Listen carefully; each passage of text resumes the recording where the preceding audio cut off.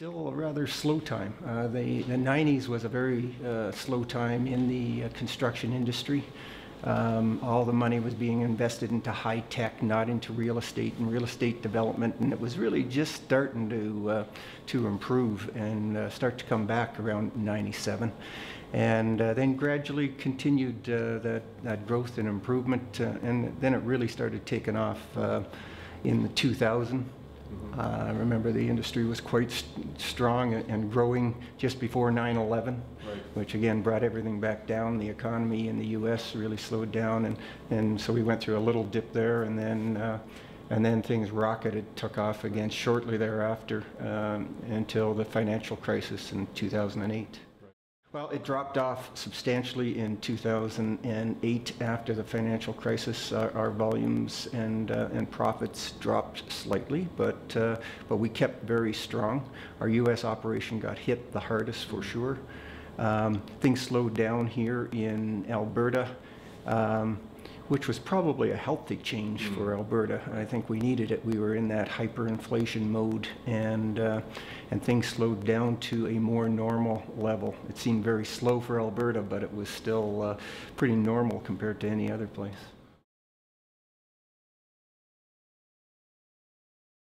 Well, Alberta was a sort of a fresh approach to bringing everybody up to speed on a regular basis on what's happening in business throughout the province. And I've found the magazine very attractive. It keeps your attention. A good mixture of photos and articles on some very interesting topics to keep me current of what's really going on in this province. Biggest challenge in this province, I think, is going to be managing the anticipated growth effectively. I think the economy is turning and will continue to strengthen over the next number of years.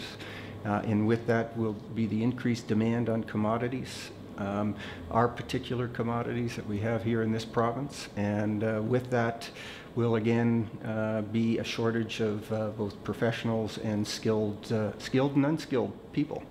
And we saw what happened in 2006, 2007, leading up to the financial crisis.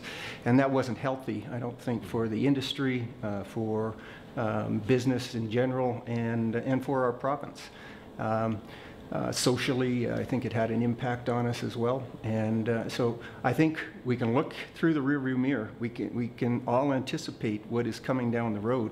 The trick is getting some leaders and our politicians to actually do something about that and try to manage our growth better than we did back in 2006. I've been giving a lot of my recommendations to them, and you know, some of that include not cutting back on investing in our tradespeople and apprenticeships by cutting back at the NEETs and the SATs, not cutting back at the universities in producing the professional engineers and everything that we're going to need. But fiscal responsibility is a tough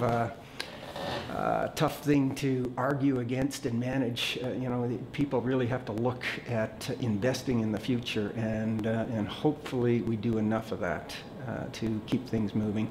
We also have to make sure that we do a better job on our foreign recruitment program, bringing in skilled and unskilled people into our province, making sure that it gets set up that we can handle them socially, the social network to manage them. And to build the necessary infrastructure now before it's too late.